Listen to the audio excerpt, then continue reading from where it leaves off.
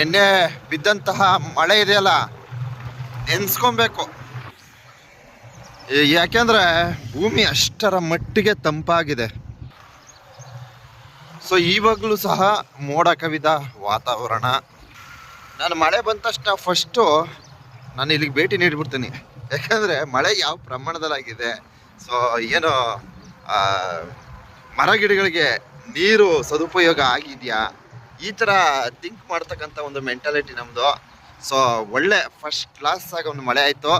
ರಾತ್ರಿ ಸರಿ ಸುಮಾರು ಮಧ್ಯರಾತ್ರಿ 1 ಗಂಟೆಗೆ ಪ್ರಾರಂಭವಾದಂತಹ ಮಳೆ 3 ಗಂಟೆಯ ಸಮಯ, ಅಂದರೆ ಸತತವಾಗಿ 2 ಗಂಟೆಯ ಸಮಯ ಮಳೆ ಆಗಿದೆ.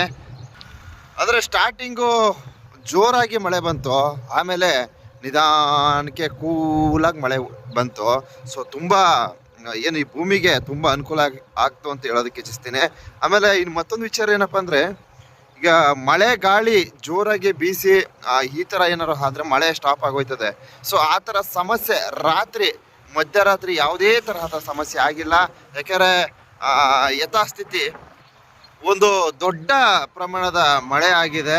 ಸೊ ಭೂಮಿ ತಂಪಾಗಿದೆ. ನಮ್ಮ ಮಲೆ ಮಹದೇಶ್ವರ ಬೆಟ್ಟ ಮುಖ್ಯ ರಸ್ತೆಯ ವಿಡಿಯೋ ದರ್ಶನವನ್ನು ಸಮರ್ಪಣೆ ಮಾಡ್ತಾ ಇದ್ದೀನಿ ಬಂಧುಗಳೇ. ಯಾಕಂದರೆ ಈಗ ನಮಗೆ ಬಹಳ ಮುಖ್ಯವಾಗಿ ಮಳೆಯ ಅಗತ್ಯ ಇದೆ. ಸೊ ಮಳೆಯಿಂದ ಏನು ಈ ಒಂದು ಮಲೆ ಮಹದೇಶ್ವರ ಬೆಟ್ಟ ಸಮೃದ್ಧಿ ಆಗಿರಬೇಕು. ಸೊ ಮಳೆ, ಬೆಳೆ ಮತ್ತು ಇನ್ನಿತರ ಎಲ್ಲದಕ್ಕೂ ಸಹ ಅವಶ್ಯಕ. ಒಂದ್ಸಲ ಭೂಮಿನ ಚೆಕ್ ಮಾಡಿಬಿಡ್ತೀನಿ ಯಾವ ರೀತಿ ತಂಪಾಗಿದೆ ಅಂತ. ಸೊ ತಾವಿಲ್ಲಿ ವೀಕ್ಷಣೆ ಮಾಡಿ ನೋಡಿ ಎಷ್ಟರ ಮಟ್ಟಿಗೆ ಭೂಮಿ ತಂಪಾಗಿದೆ ಅಂದರೆ ನೋಡಿ. ಈಸಿಯಾಗಿ ಬರ್ತದೆ, ಒಂದು ಬೆರಳಲ್ಲೇ ನೋಡಿ ಹಿಂಗೆ ತೆಗೆದು ಬಿಡ್ಬೋದು, ಕೆರಿಬೋದು. ಸೊ ನೋಡಿ ಎಷ್ಟು ನೀಟಾಗೆ ಬರ್ತದೆ. ಅಂದರೆ ಮಣ್ಣು ತಂಪಾಗಿದೆ ಮಣ್ಣು. ಸೊ ನಮಗೆ ಬಹಳ ಅಗತ್ಯ ಇತ್ತು, ಈ ಮಳೆ ಅವಶ್ಯಕತೆ ಇತ್ತು. ಆದ್ದರಿಂದ ಈ ವಿಡಿಯೋ ಪ್ರಸಾರ ಮಾಡಿದ್ದೀನಿ.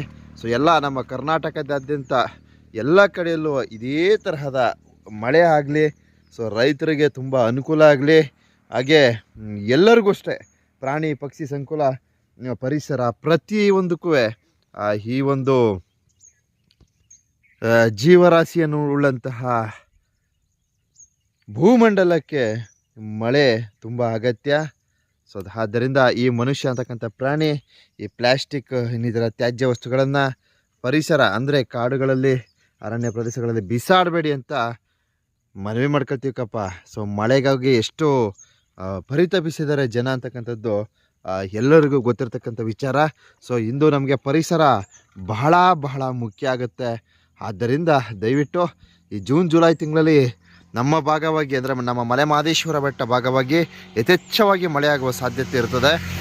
ಈ ಒಂದು ಸಂದರ್ಭದಲ್ಲಿ ಇಂತಹ ಅರಣ್ಯ ಪ್ರದೇಶಗಳಲ್ಲಿ ಒಂದೊಂದು ಗಿಡಗಳನ್ನು ನೆಟ್ಟಿ ಸೊ ಪರಿಸರಕ್ಕೆ ತುಂಬ ಹತ್ತಿರ ಆಗಿ ಅಂತ ನಮ್ಮ ಮಲೆ ಮಹದೇಶ್ವರನ ಎಲ್ಲ ಭಕ್ತಾದಿಗಳಲ್ಲಿ ಮನವಿ ಮಾಡ್ಕೊಳ್ತೀನಿ ಬಂಧುಗಳೇ.